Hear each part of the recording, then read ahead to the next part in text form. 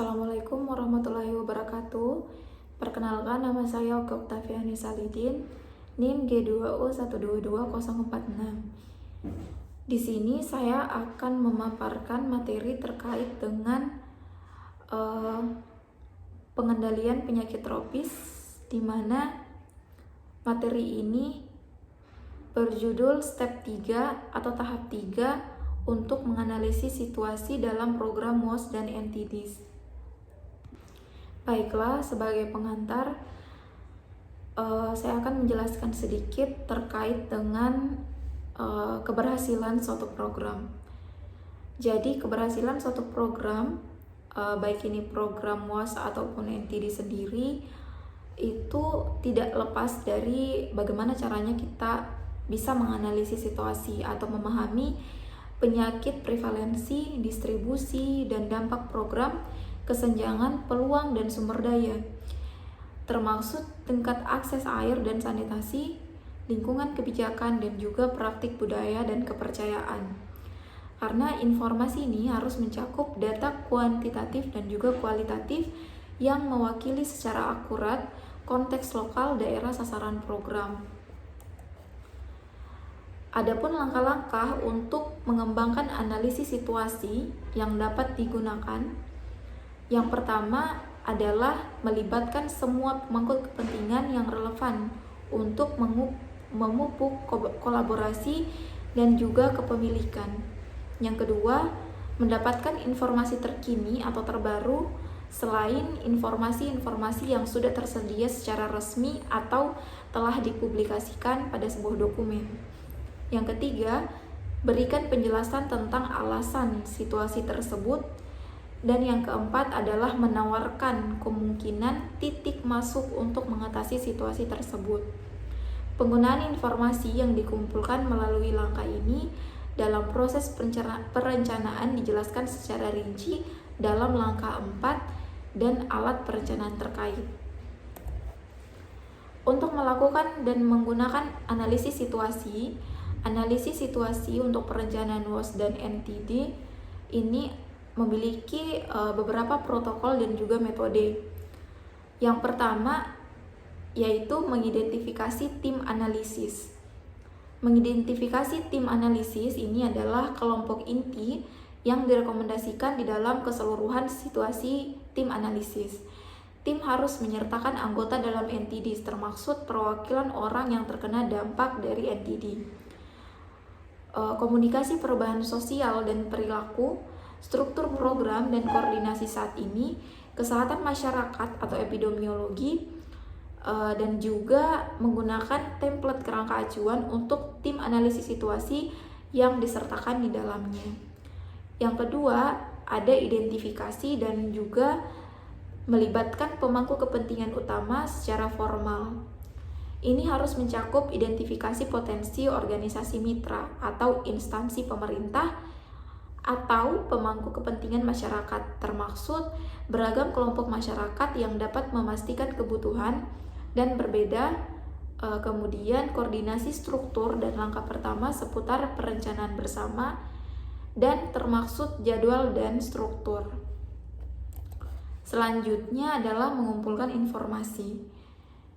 Ini harus mencakup informasi mengenai distribusi penyakit, layanan, water, sanitation, and hygiene, termaksud dengan kesehatan dan pendidikan, program yang ada, tata kelola dan koordinasi, sumber daya keuangan, manusia, dan juga lingkungan kebijakan, serta informasi penting lainnya. Selanjutnya ada analisis.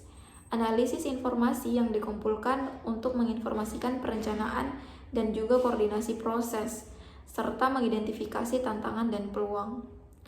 Yang kelima yaitu rekomendasi. Dalam rekomendasi ini kita memberikan langkah dan tindakan selanjutnya yang didukung bukti yang jelas, termaksud informasi tentang siapa yang mungkin untuk mengkoordinasikan dan siapa yang akan mengimplementasikan berbagai kegiatan tersebut, dan juga bagaimana caranya setiap orang akan terlibat dalam perencanaan bersama. Dan yang terakhir adalah pembuatan laporan. Laporan dikumpulkan melalui semua temuan dalam satu laporan, termaksud kunci ringkasan eksekutif, temuan, kesimpulan, dan juga rekomendasi. Data untuk pengambilan keputusan.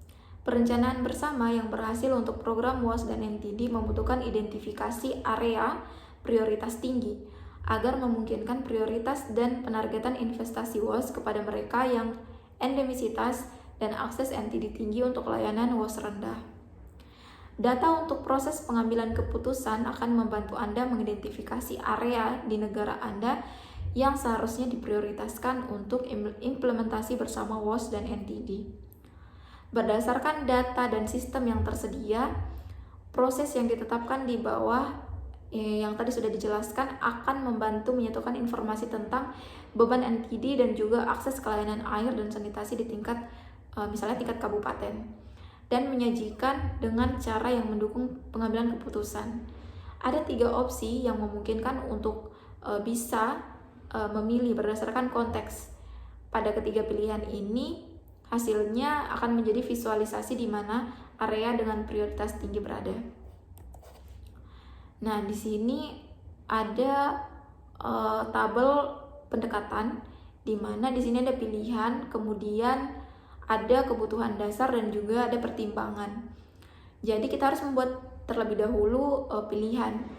Dalam pilihan ini ada penggabungan data, kemudian ada matriks keputusan, dan juga yang ketiga ada analisa menggunakan SPAN NTD portal, existing informasi WOS dan NTD. Yang selanjutnya ada mempersiapkan kebutuhan dasar seperti database dan juga kapasitas untuk mengelola database secara teratur, data yang cukup, kemudian persetujuan ambang akses kapasitas XO. Selanjutnya ada pertimbangan. Pertimbangan ini terkait dengan keahlian basis data teknis,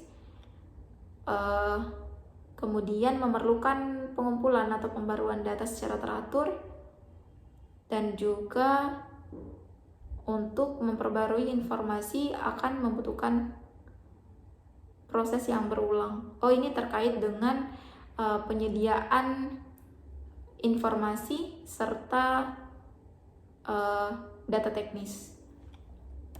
Seperti yang terlihat pada bagan 3 atau gambar 3, ini adalah alur atau pendekatan yang dapat dilakukan untuk memperoleh data dalam pengambilan keputusan.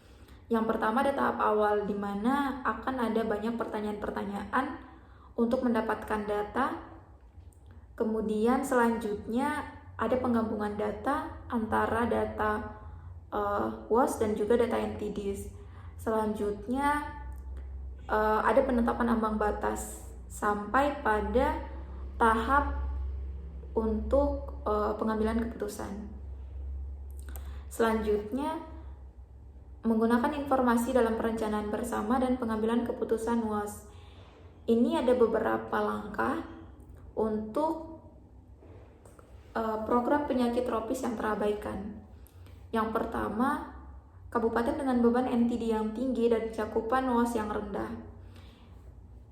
Ini harus menjadi kabupaten dengan prioritas tinggi untuk alokasi sumber daya, perencanaan bersama, dan juga upaya koordinasi. Juga mempertimbangkan untuk menggunakan koendemisitas sebagai salah satu kriteria untuk mendorong lebih banyak dukungan atau pembiayaan WOS karena ada banyak penyakit yang terkena dampak investasi atau kerjasama di kabupaten tertentu. Selanjutnya untuk yang kedua, kabupaten dengan endemisitas NTD rendah dengan tingkat cakupan WOS yang bervariasi. Ini kita harus mengidentifikasi pendekatan yang paling tepat untuk data bersama untuk pengambilan keputusan di suatu negara. Selanjutnya kita harus memastikan bahwa data tersebut digunakan secara teratur untuk membantu menginformasikan perencanaan bersama dan alokasi sumber daya, dan juga dapat digunakan untuk menginformasikan kepada program WOS maupun NTD nasional, memandu perencanaan rutin, membantu alokasi sumber daya, dan juga diskusi kelompok kerja teknis untuk memantau kemajuan. Kemudian setelah kita memiliki data, kemungkinan besar akan dihadapi dengan skenario yang berbeda. Selanjutnya kabupaten dengan beban NTD tinggi dan cakupan WOS dengan rata-rata atau di atas rata-rata. Kabupaten juga memberikan peluang untuk koordinasi program WOS yang lebih baik dan juga intervensi bersama WOS dan program NTD. Karena cakupan WOS di atas rata-rata tetapi endemisitas penyakit tinggi, ini mungkin saja berarti bahwa harus ada fokus yang lebih kuat pada pemerataan akses di tingkat administrasi yang rendah, kualitas infrastruktur WOS, dan aspek perubahan perilaku. Mungkin berguna untuk mempertimbangkan melihat koendemisitas dan peluang integrasi intervensi di berbagai penyakit. Kabupaten ini cenderung tidak diprioritaskan dalam proses perencanaan bersama, karena mereka dapat digunakan sebagai kabupaten percontohan di mana cakupan WOS-nya tinggi. Kemudian mendokumentasikan setiap praktik baik atau pembelajaran yang dipetik jika berlaku. Selanjutnya, situasi penyakit di kabupaten-kabupaten ini harus tetap dipantau untuk memastikan prevalensi penyakit tetap rendah dan juga memastikan respon WOS jika meningkat. Mungkin itu saja yang bisa saya paparkan, lebih dan kurangnya mohon dimaafkan. Assalamualaikum warahmatullahi wabarakatuh. Terima kasih.